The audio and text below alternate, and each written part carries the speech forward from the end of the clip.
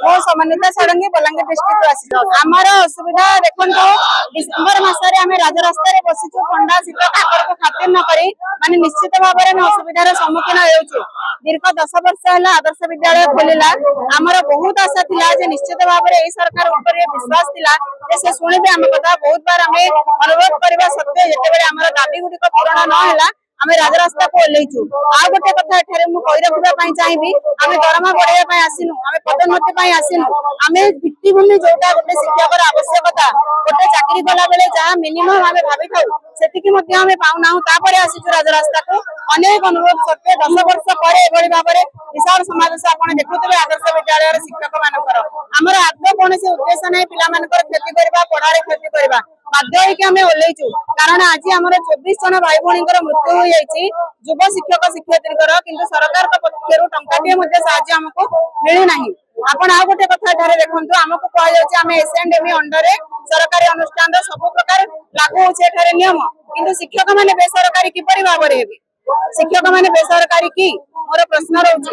ଆଉ ଯଦି ବେସରକାରୀ ତାହେଲେ ଆମକୁ ସେଥିପାଇଁ ଆମେ ଦାବି କରୁଛୁ ସରକାରୀ ମାନ୍ୟତା ଆମକୁ ଦିଆଯାଉ। କେବଳ କହିଦେଲେ ହେବ ନାହିଁ, ଆମକୁ ପ୍ରତିଶ୍ରୁତି ଆବଶ୍ୟକ ନିହାତି ଭାବରେ। କାରଣ ଦେଖନ୍ତୁ, ଆମର NMMS ରେ ଏ ବର୍ଷ ପିଲାମାନଙ୍କୁ କାଟି ଦିଆଗଲା। ଗରିବ ମେଧାବୀ ପିଲା କାହିଁକି ବଞ୍ଚିତ ହେବେ? ଓଡ଼ିଶା ଆଦର୍ଶ ବିଦ୍ୟାଳୟର ସରକାରୀ ବିଦ୍ୟାଳୟ କହି ଦିଆଯାଉଛି ଗଭର୍ଣ୍ଣମେଣ୍ଟ ସ୍କୁଲର ପିଲାମାନଙ୍କୁ 15% ରିଜର୍ଭେସନ ନିଟ୍ ଏବଂ ଜେଇରେ, ଆଦର୍ଶ ବିଦ୍ୟାଳୟର ପିଲା ସେଥିରୁ ବଞ୍ଚିତ ହେବେ କାହିଁକି? ମୋର ପ୍ରଶ୍ନର ଉତ୍ତର ଆପଣ ମିଡିଆ ଥ୍ରୋରେ ଲୋକମାନଙ୍କ ପବ୍ଲିକ ଜାଣିବା ଦରକାର, ଓଡ଼ିଶାର ଜନସାଧାରଣ ଜାଣିବା ଦରକାର ଯେ ଓଡ଼ିଶାର ଶିକ୍ଷକ ତ ଶିକ୍ଷକ, ଓଡ଼ିଶାର ଛାତ୍ରଛାତ୍ରୀ ମଧ୍ୟ ବଞ୍ଚିତ ହଉଛନ୍ତି ଏଥିରୁ।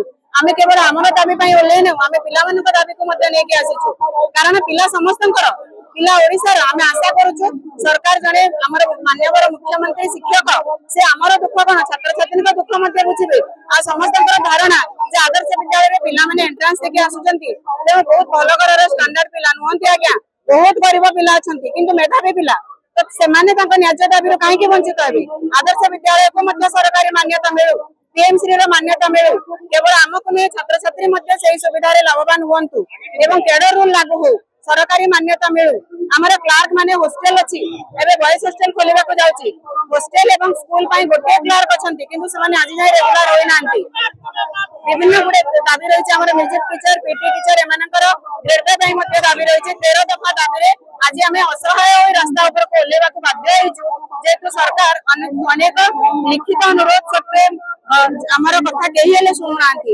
ଆମେ ନିଶ୍ଚିତ ଭାବରେ ଆଶା ରଖିଛୁ, ଭରସା ରଖିଛୁ ଯେ ଏଇ ମୁଖ୍ୟମନ୍ତ୍ରୀ ନିଶ୍ଚିତ ଭାବରେ ଆମର କଥା ଶୁଣିବେ ଏବଂ ଆମର ଦାବି ଗୁଡିକୁ ଗ୍ରହଣ କରିବେ।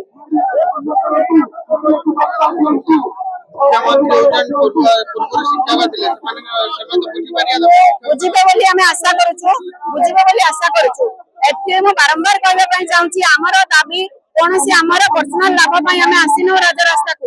ଆମେ ସମଗ୍ର ଆଦର୍ଶ ବିଦ୍ୟାଳୟର ବିକାଶ ପାଇଁ ଏଠାରେ ଆସିଛୁ। ଆଦର୍ଶ ବିଦ୍ୟାଳୟରେ କେତେ ମାତ୍ରାରେ ପିଲା ନିଟ୍ ଏବଂ ଜେଇ କ୍ୱାଲିଫାଏ କରୁଛନ୍ତି ଦେଖନ୍ତୁ, ଅତି ଗରିବ ସ୍ତରର ପିଲା ଆସୁଛନ୍ତି। ଯଦି ତାଙ୍କୁ ରିଜର୍ଭେସନ ମିଳନ୍ତା ତାହେଲେ ଆହୁରି ସୁନ୍ଦର ଭାବରେ ପୁରା ଭାରତ ବର୍ଷରେ ଆଦର୍ଶ ବିଦ୍ୟାଳୟର ନାଁ ହୁଅନ୍ତା, ସୁନାମ ହୁଅନ୍ତା ଏବଂ ତା ସହ ଓଡ଼ିଶାର ମଧ୍ୟ ଶିକ୍ଷା କ୍ଷେତ୍ରରେ ସୁନାମ ହୁଅନ୍ତା। ଏତିକି ସରକାର ବୁଝିବେ ବୋଲି ଆମେ ଆଶା କରୁଛୁ।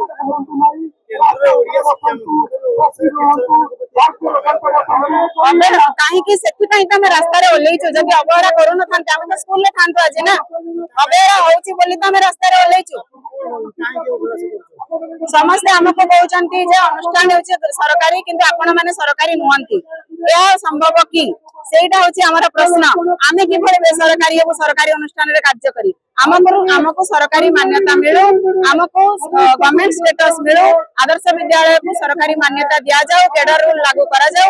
ଏହା ଆମର ଦୁଇଟି ମୁଖ୍ୟ ଦାବି, ତା ସହ ଅନ୍ୟାନ୍ୟ ଦାବି ମଧ୍ୟ ରହିଛି।